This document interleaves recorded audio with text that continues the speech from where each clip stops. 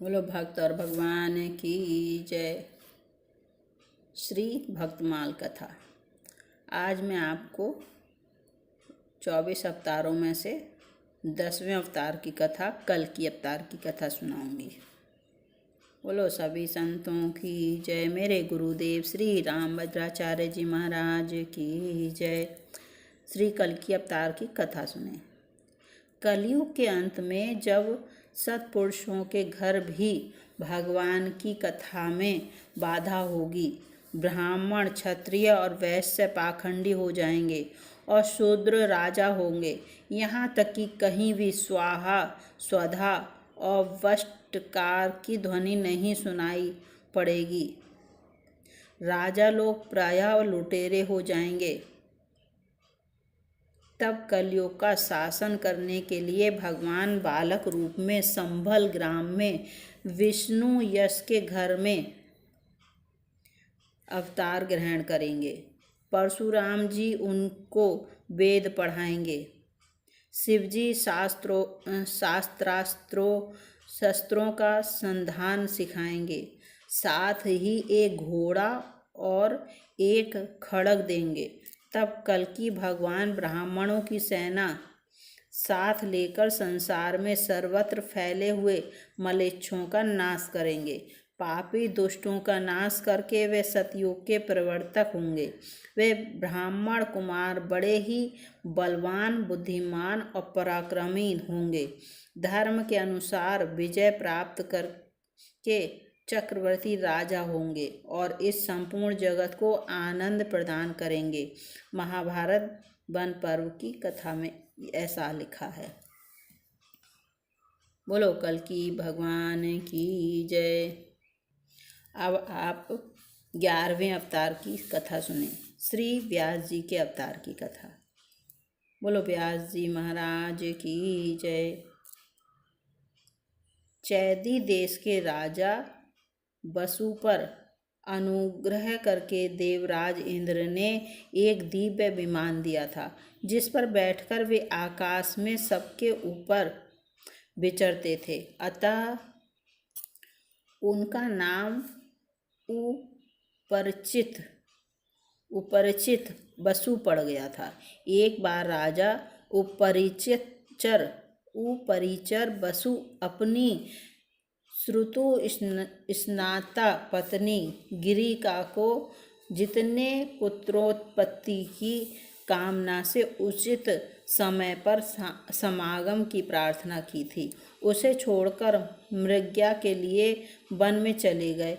One में ऋतुराज वसंत की अद्भुत शोभा देखकर राजा को कामोद्दीपन हुआ, जिससे उनका वीर्य स्खलित हो गया। राजा ने यह विचार कर कि मेरा वीर्य भी व्यर्थ न जाए और रानी का ऋतुकाल भी व्यर्थ न हो, अतः बटपत्र पुटक में रखकर एक बाज पक्षी के द्वारा उस वीर्य को रानी के पास भेजा। संयोगवश मार्ग में एक दूसरे बाज से संघर्ष हो जाने के कारण वह वीर्य यमुना नदी में गिर गया, जिसे ब्रह्मा जी के शाप से मछली रूप धारिणी अद्रिका नाम की अप्सरा पी गई। और कालांतर में जब मत्स्यजीवी मल्हारों के जाल में वह मछली फंसी और मछुओं ने उसके पेट को चीरा, तो उसमें अत्यंत सुंदर एक पुत्र और एक कन्या रत्न को पाया। मछुओं ने उन दोनों संतानों को राजा उपरिचित वसु को निवेदन किया। राजा ने पुत्र तो स्वयं ले लिया, जो आगे चलकर मत्स्य नामक बड़ा धर्मात्मा राजा हुआ।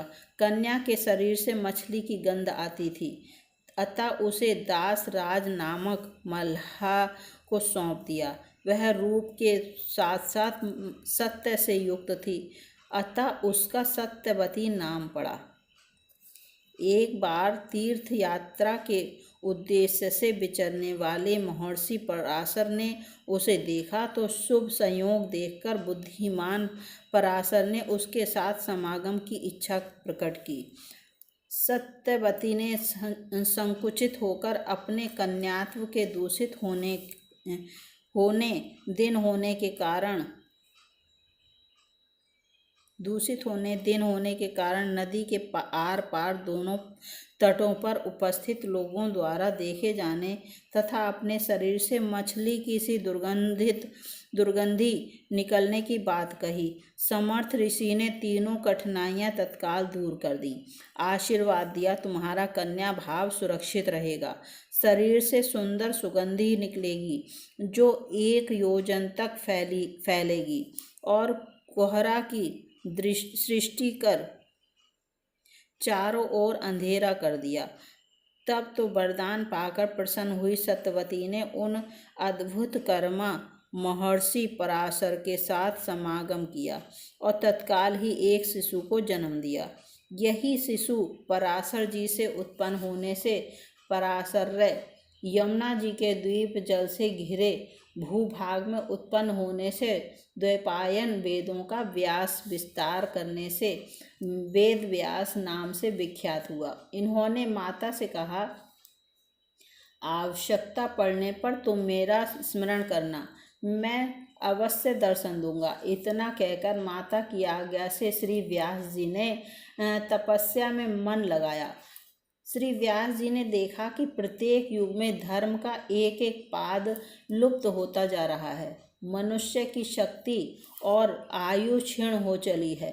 यह सब देख सुनकर उन्होंने वेद और ब्राह्मणों पर अनुग्रह करने की इच्छा से वेदों का व्यास विस्तार किया।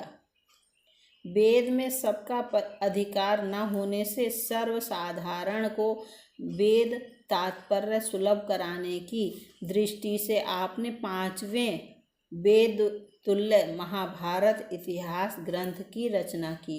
फिर वेदों का अर्थ स्पष्ट करने के लिए ही महापुराणों की रचना की। परंतु मन में जैसी शांति चाहिए वैसी शांति नहीं होने से अपने को अकृतार्थ सा मानकर खिन्नता को प्राप्त श्री व्यास जी ने देवऋषि नारद जी की प्रेरणा से श्रीमद् भागवत महापुराण की रचना कर परम विश्राम पाया। परमहंसाचार्य श्री सुखदेव जी आपके पुत्र हैं। बोलो श्री व्यास जी भगवान की जय। बोलो शुक्राचार्य जी महाराज की जय। बोलो सभी संतों की जय, सभी भक्तों की जय। मेरे गुरुदेव श्री रामभद्राचार्य जी महाराज की जय। आगे मैं आपको 12वें अवतार की कथा सुनाऊंगी अगले एपिसोड में, श्री पृथु जी के अवतार की कथा। बोलो पृथु भगवान की जय।